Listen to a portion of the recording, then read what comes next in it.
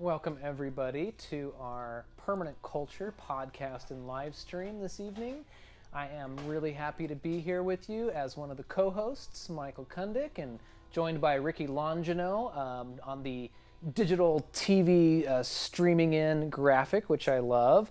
And we're here at Salton Studios. We're lucky to have the full production this week. We decided we had to really roll out the red carpet, or I guess on our show, the green carpet, for one of my favorite humans in the Valley. We have LJ, Lynda-Jim from the SLC Air Protectors. Thank you so much for joining us. Thank you. Yeah. We've worked together in the SLC Air Protectors for many years now, and the Air Protectors have really been doing some pretty amazing things lately in the community. And of course, this show is all about helping tell the story of the movement towards creating healthy and resilient communities, and learning, always honoring our Indigenous and bringing those voices that are just showing up time and time again for our community is a big part of why we're doing this show. And I think you're just a perfect guest to have, LJ, and thank you for coming. Thank you so much. We're really honored to be able to have you today speaking on behalf of your own life experience and the projects that you've been involved with. It means so much that you can share here. Really appreciate it. Yeah. So I know, Rikki, you had some really good questions laid out for LJ, and I think we should get her warming up with something, because there's so much we could talk about, and wonder where you would start first. So much. I mean, probably just laying it out first would be good. So just start with telling us a bit about yourself. How has your lived experience brought you here to the Permaculture Collective today? Okay, I can do that. I'd first like to introduce myself. I go by the initial LJ, and that stands for Lynda-Jim. I was born down in San Juan County, a little place called Bluff, Utah, and I came to Salt Lake City to continue my education and to work here. And in my clan, I'm a Tachini Tlazatlana, and that's my mom and my dad's clan.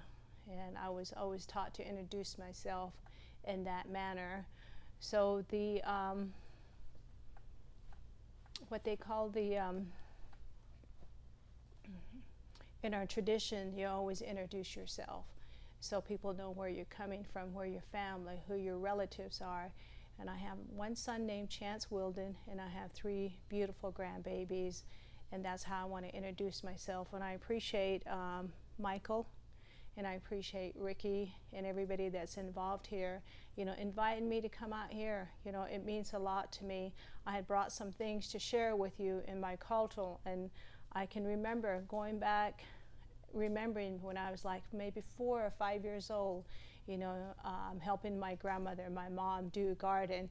So I brought some instrument that we used back then. There's probably some things that are probably a lot faster, processing some of this food that we used to grow. But I still like to keep my tradition, in some of these ceremonies and some of the how we treat the food, the corn, it's very sacred.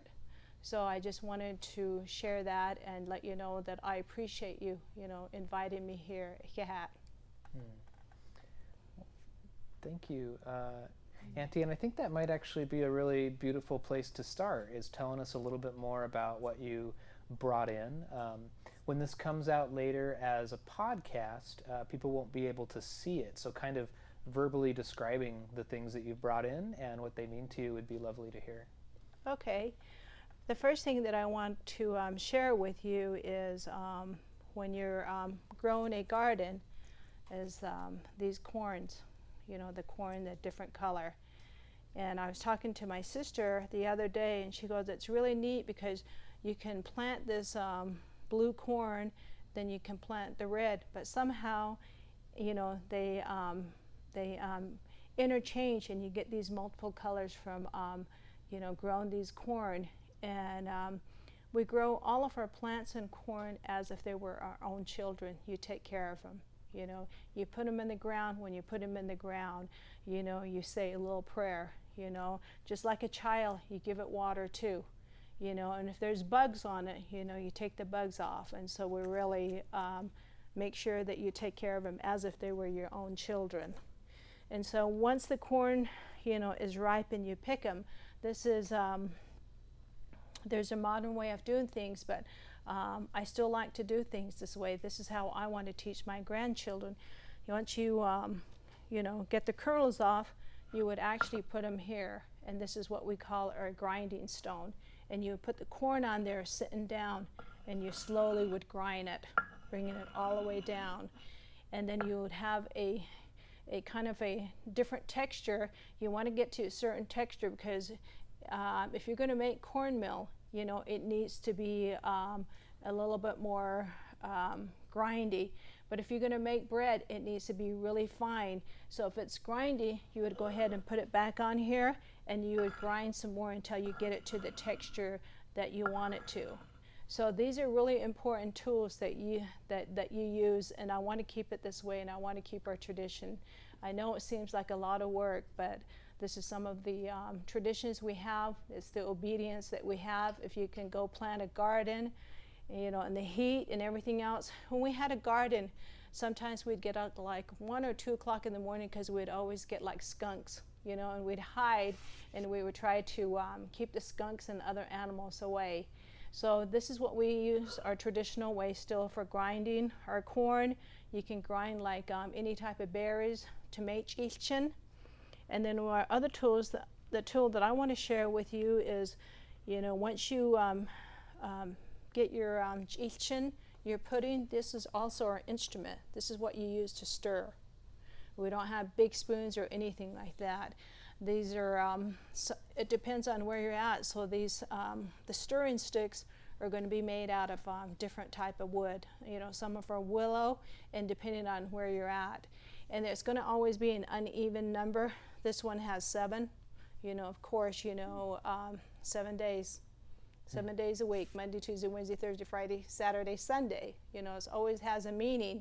So you take these out, you know, and you use as a stir stick.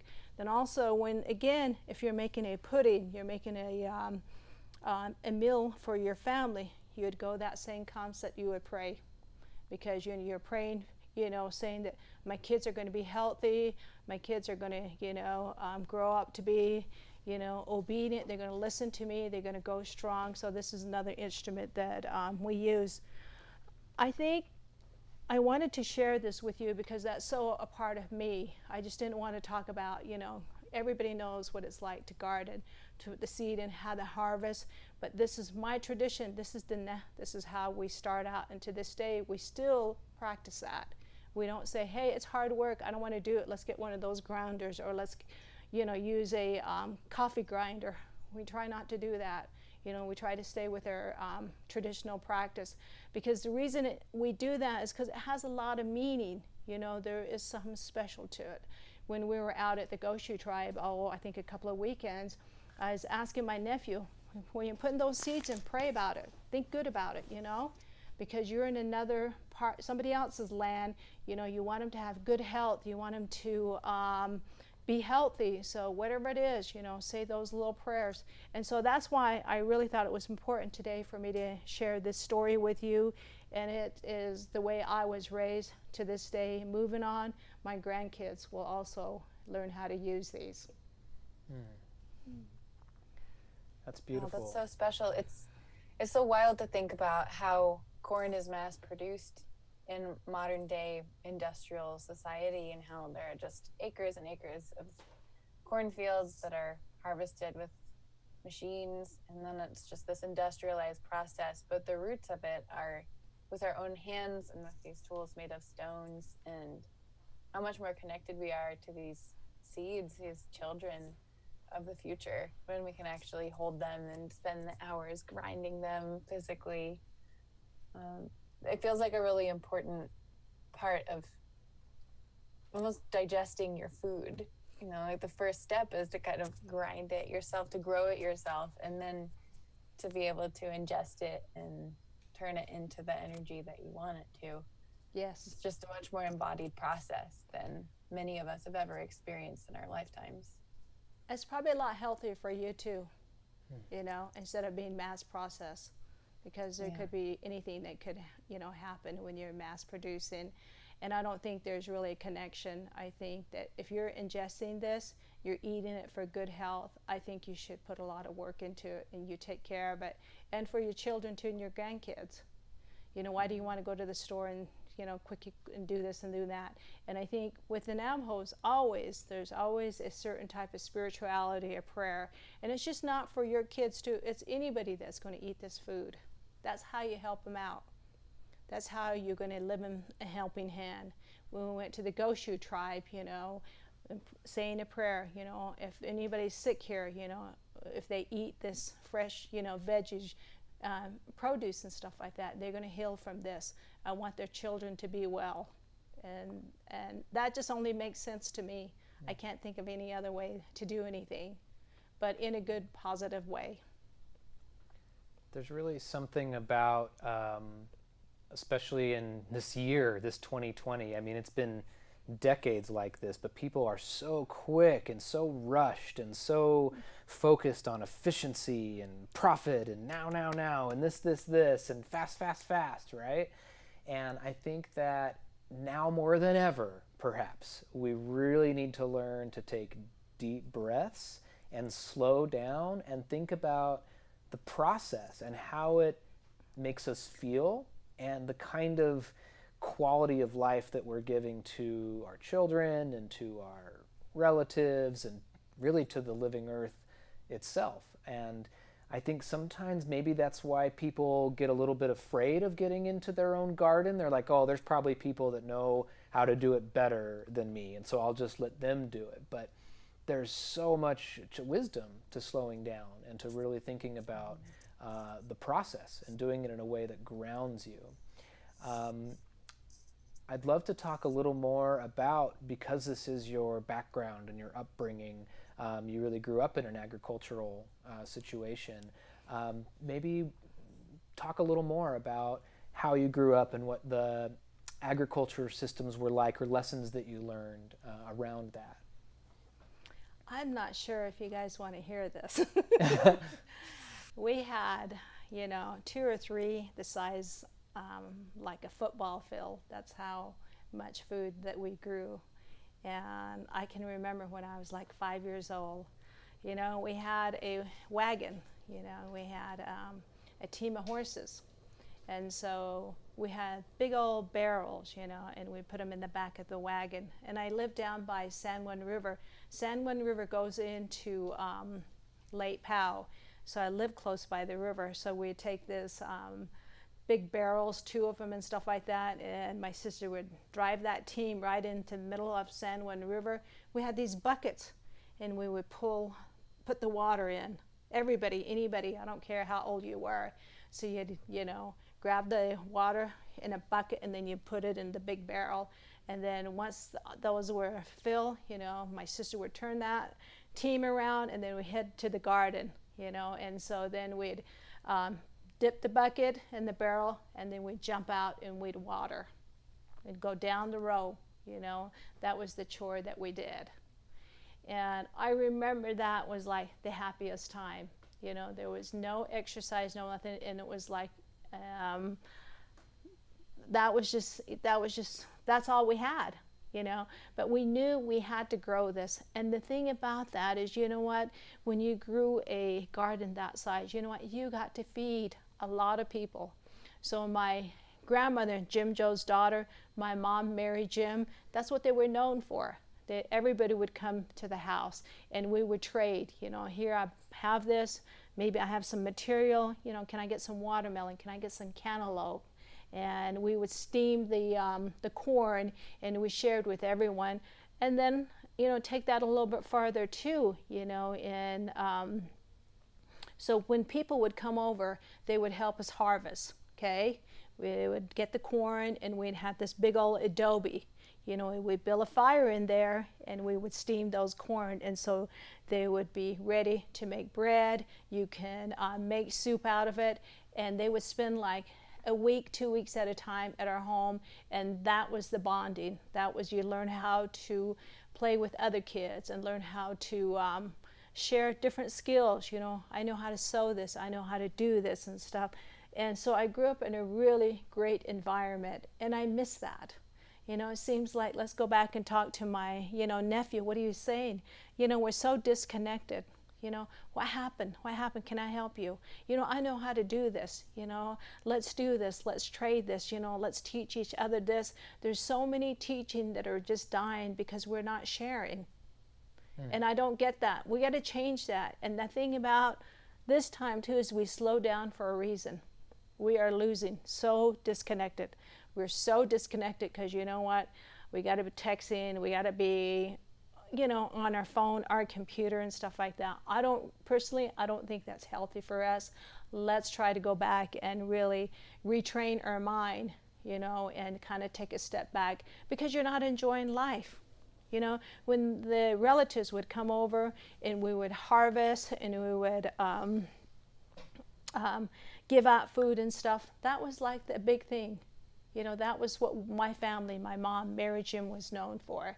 And if anybody was ever hungry, go to Lynda-Jim's house. To this day, when I go back down to Bluff, they say, "You're Lynda-Jim's daughter. You remember she fed us." You know, that's what I want to be known for. You know, like, "Oh yeah, you're Lynda-Jim's daughter. You know them two ladies? They had big watermelons and they had cantaloupe and they would share this." And we had a little cellar. And I remember like in January, February, guess what?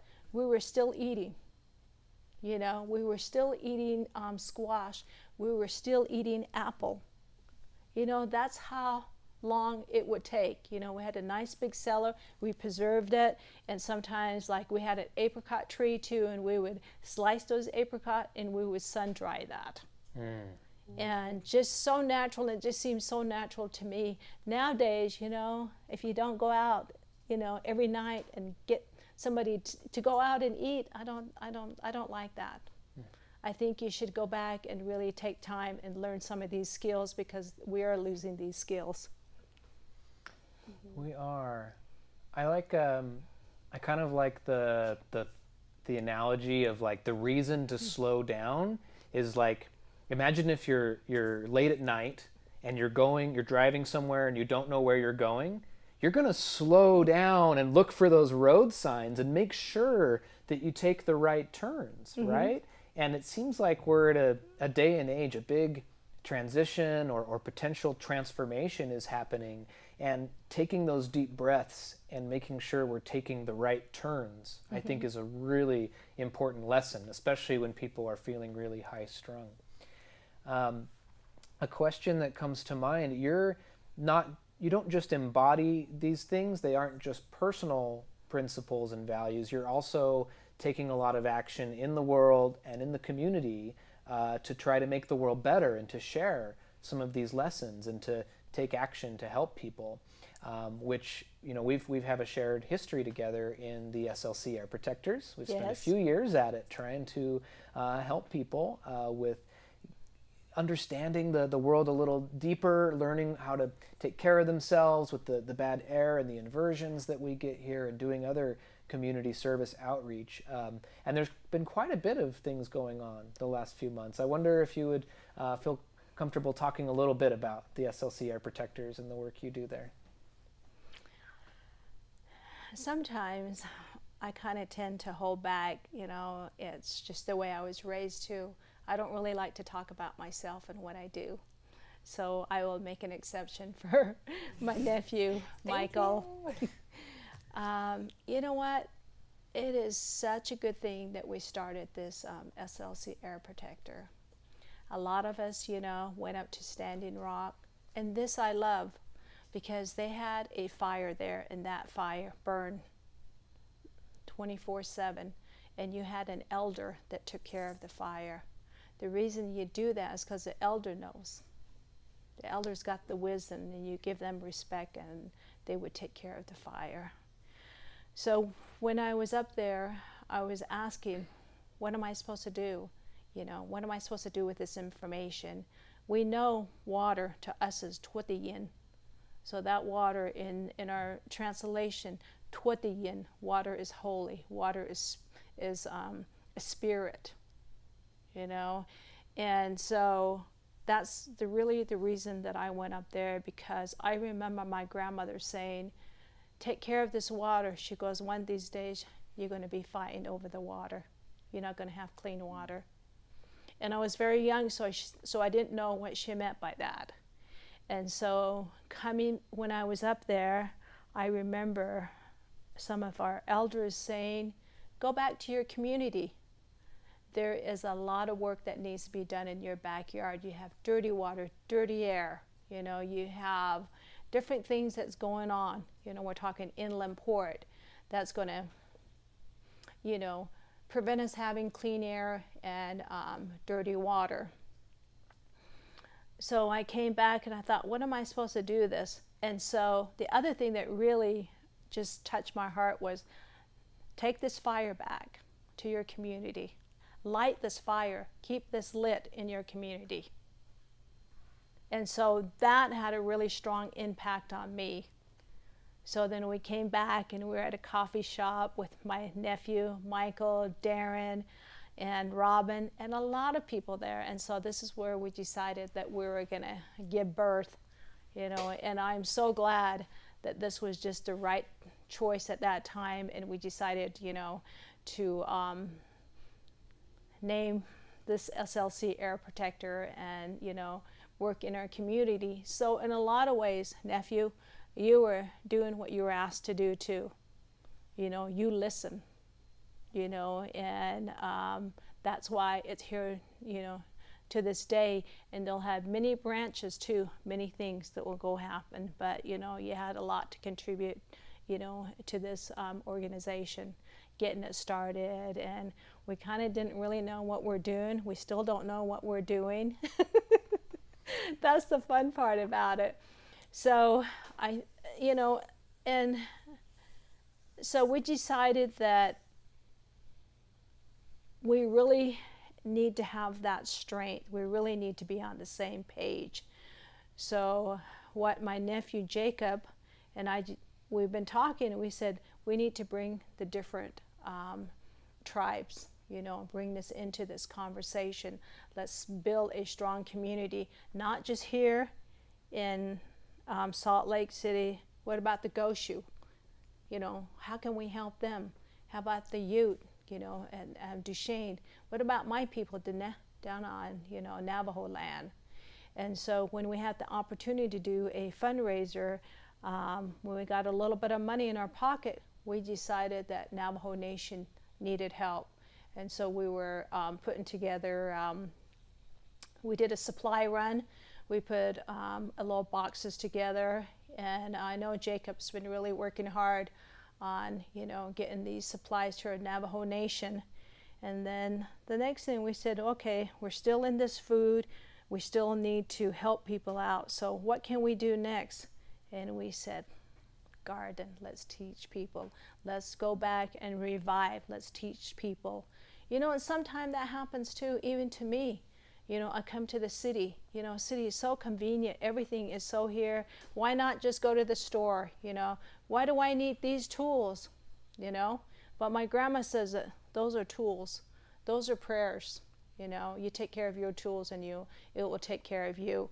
And so that's where we started, you know, saying, okay, let's go out to the Goshu, out to Apapa, you know, and let's revive their greenhouse. Let's be a part of the community and get excited and bring this back so they can start growing their own food. I mean, that place has so much capability that they can feed. I don't know how many people. They even have orchard out there that we haven't even touched. So that's what we're trying to do is, you know, bring in the different tribes and just even the community. Let's get them excited. Let's work together. Let's get you focused back in what's really real. You know, I mean, what's more sustainable than growing your own food?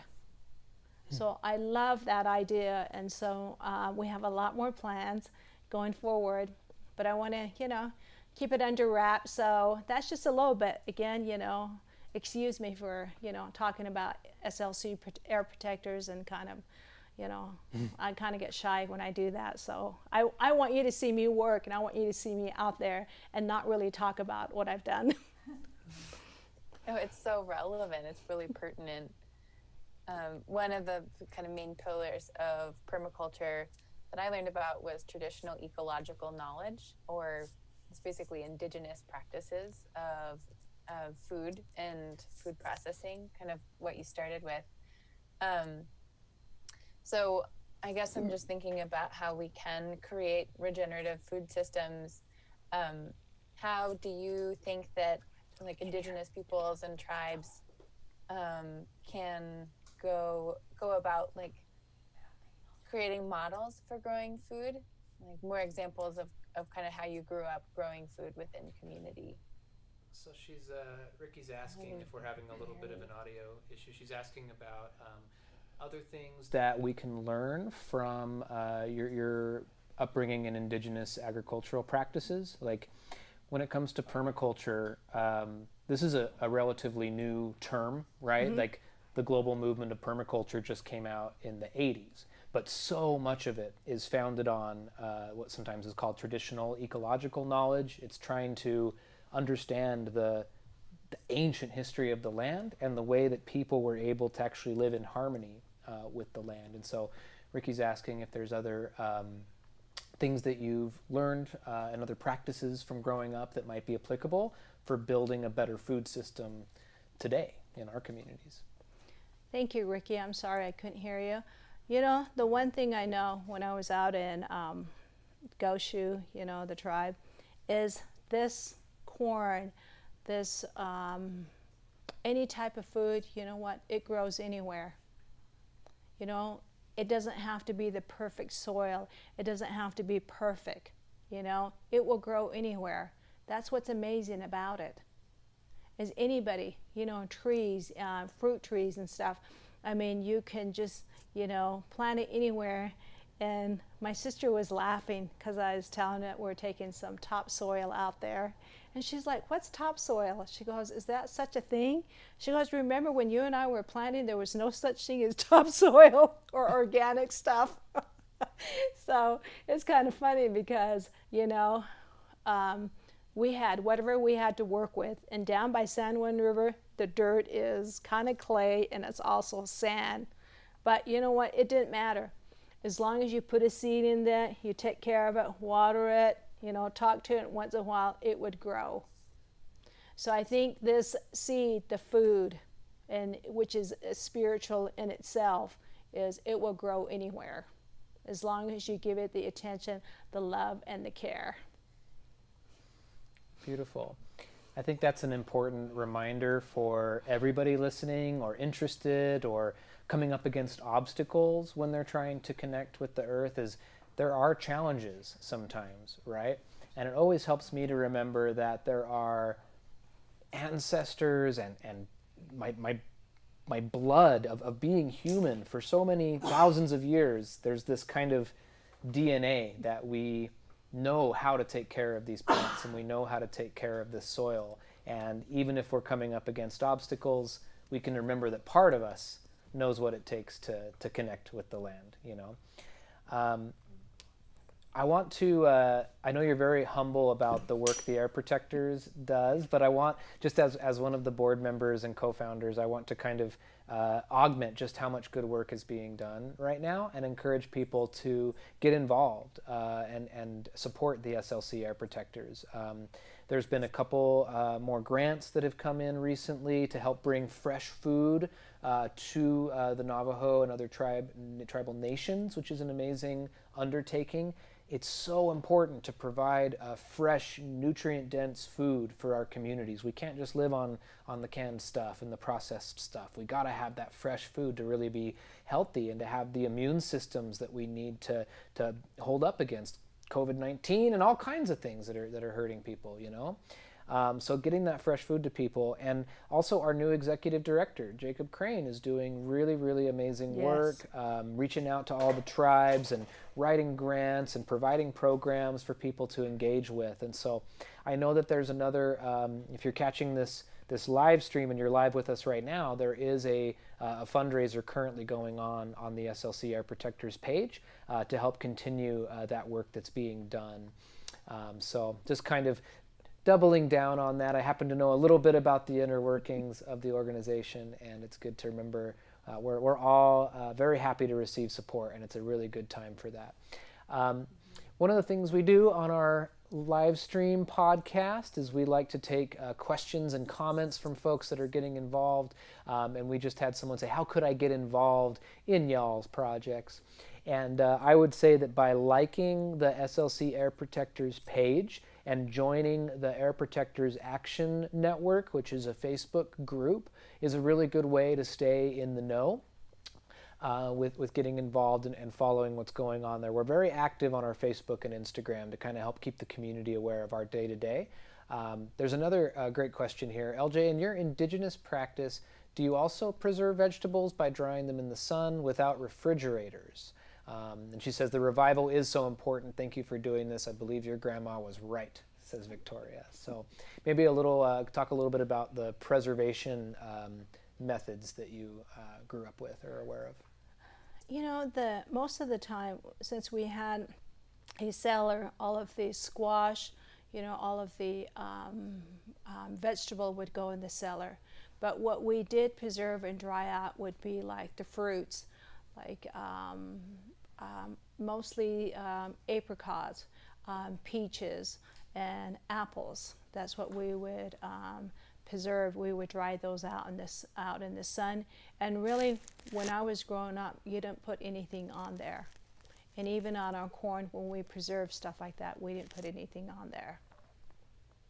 So I really think that's the best way to preserve. And to this day, from where I'm from, we still don't have electricity and we don't have any running water. So this is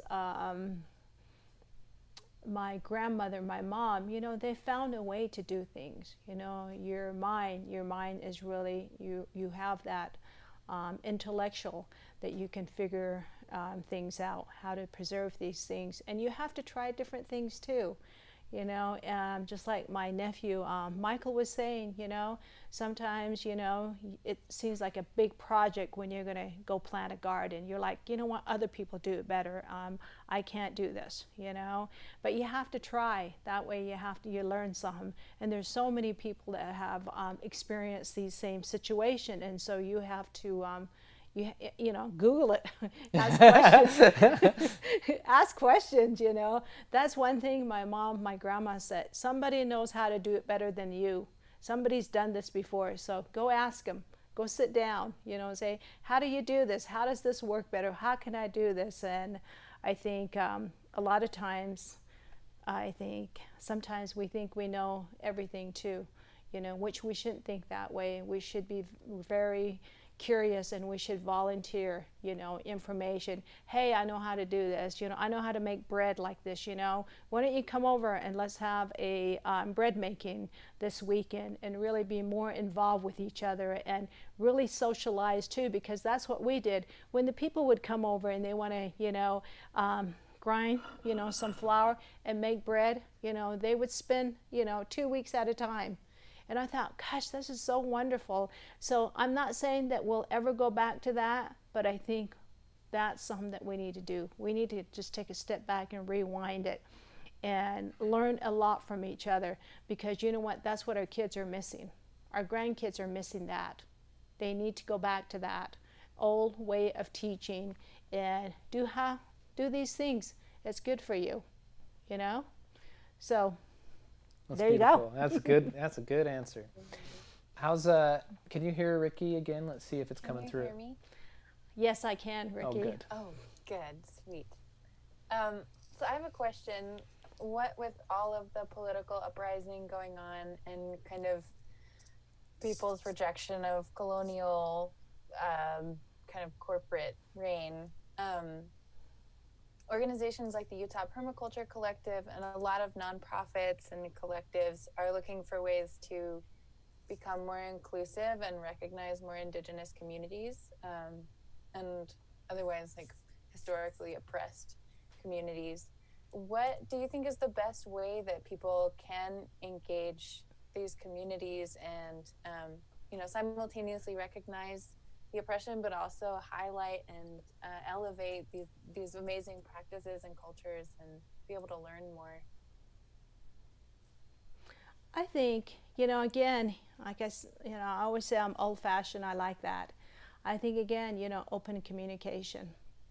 And don't be so set on this is the only way to do it, or this is my thought. And, try to look at other people's perspective. Try to learn. There's so many things that we can learn from each other. And so even Rikki, to you, I hardly know you. One of these days we go to lunch, and really get to know. I want to know where you come from and what your family, what you like to do. I think it's making that first step and saying, let's get together, and that's where an idea starts. You and I could go to lunch and, we have an idea. How can we incorporate this idea into our community? And it can happen in a good, nice way. If you're sincere and you're honest about it, it's going to come out to be that. And I think not really concentrating on the negative part of things, but, make sure that you stay focused and make sure that saying, this is what we're going to do, this is how we're going to do it, and approach it and really bring people in to this conversation. And, for the community, what else do we have to do? What are we going to do with our life? We want our life to have meaning. So what is the meaning? What do you want to do in your community? And I think that's one of the biggest things is, be involved in your community. What else do you have to do? You got a lot of time. Get out and help anybody. I don't care. My mom used to say to me, she goes, as long as you, can walk, can move, can see, can hear, she goes, get out there, volunteer, do something for somebody. And that's the thing I trained my son to do, is like, do something for somebody each day. I don't care what it is. So I like that. I like that concept. Get yourself out of the picture, get yourself out of your head. So let's, get involved and bring the people in, because there's so much to share. You know what? There's so much to share over at the Goshu, at the Ute, which I don't even know the Ute tribe. I'd love to learn. Maybe they have a different grinding stone. Maybe they got one like I do. What did they use? So just getting involved in open communication and really supporting each other. So I often ask people that are on this podcast and live stream what their vision of the more beautiful world is really like. And I feel like we've been talking a lot about it. You've been saying the things that I believe people need to hear right now, like providing mutual aid, offering your gifts and your skills to your community and to your relations, being respectful, listening, remembering our roots, where we come from, and sticking true to those principles. Like, this has been such a powerful interview for me, and I'm really glad to be able to highlight such a beautiful voice in our community. Is there anything else that is alive in you right now, like anything that is left unsaid from our chat today? Again, I'd like to say, thank you, Kat. You know who I am. You know that I am involved and support the SLC Air Protector.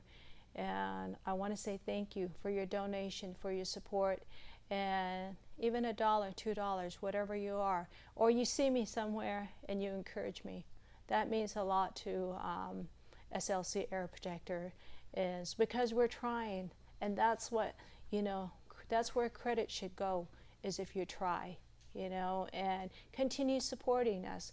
We have a lot, that's going on, a lot that's going to happen, and you're part of it. You're part of this community.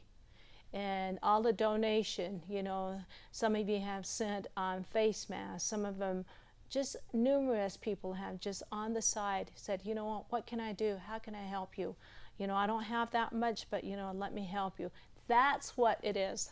That's what we thrive on. That's what makes me happy. That's what makes my heart sing, is when somebody says, without being asked, can I help you? How can I help you?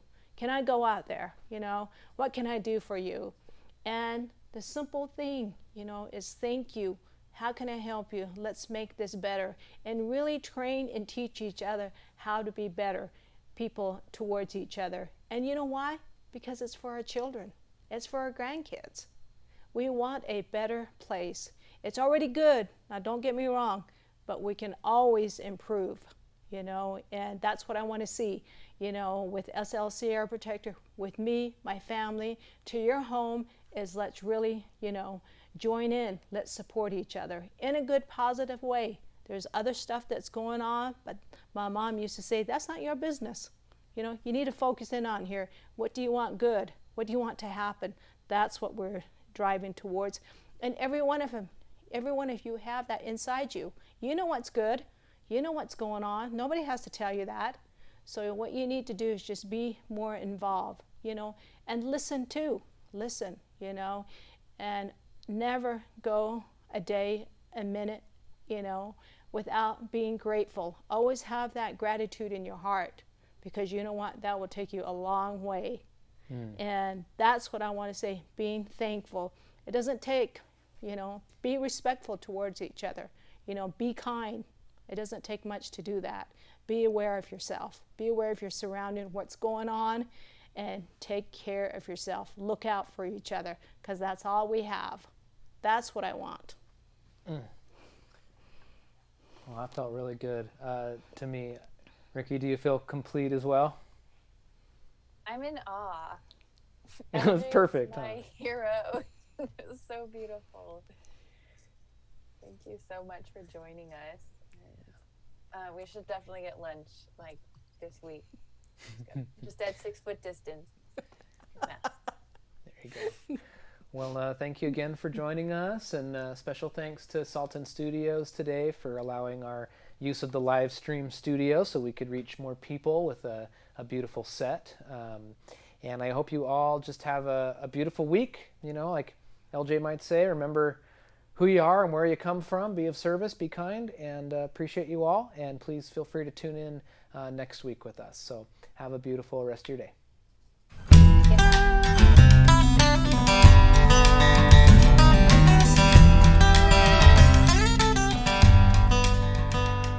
When the morning light reveals us and our consequences clear, and all our fruitless aspirations are hanging heavy in the air, well, we rise like lions after slumber and rage against the dying light.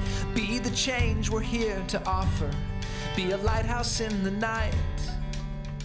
'Cause we are walking into darkness with lights upon our backs, people counting on our senses with a compass but no maps. In service to life we find our answer. Look again, not all is lost. See the endless gifts of nature through the power of your love. And I'm not saying there's no darkness, but there's a silver lining there. We can release what doesn't serve us in distraction and despair. The living earth wants us whole, and there will be blessings like they've been for me. And there will be healing like there is for us. So pack your bags and don't look backwards. I can tell you've done your work. You are the change you're here to offer. You are the dreamer woken up. Shambhala warriors are arising, fulfilling prophecies of old. So gather your sisters and your cousins, turn yourselves to solid gold. 'Cause we are walking into darkness with lights upon our backs, and we can get through damn near anything if we're grounded in our task.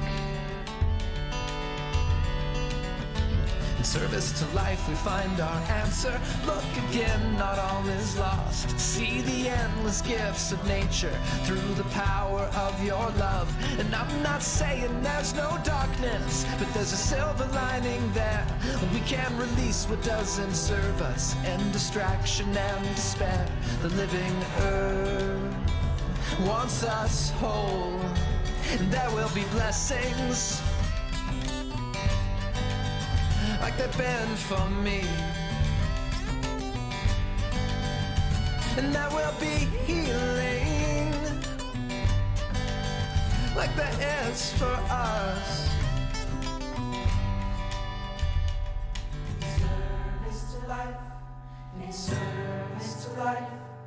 in service to life, in service to life, in service to life, in service to life, in service to life. In service to life, I am in service to life. You are in service to life. We are in service to life. It's all in service to life. Forest gospel in service to life. Ecstatic dance in service to life. Air protectors in service to life. Permaculture's in service to life. Regeneration in service to life. Salt Lake in service to life. Utah's in service to life. One love in service to life, one nation in service to life, one world in service to life, the whole universe in service to life, it's all in service to life. So rise like lions after slumber, rage against the dying light, be the change you're here to offer, be a lighthouse in the night.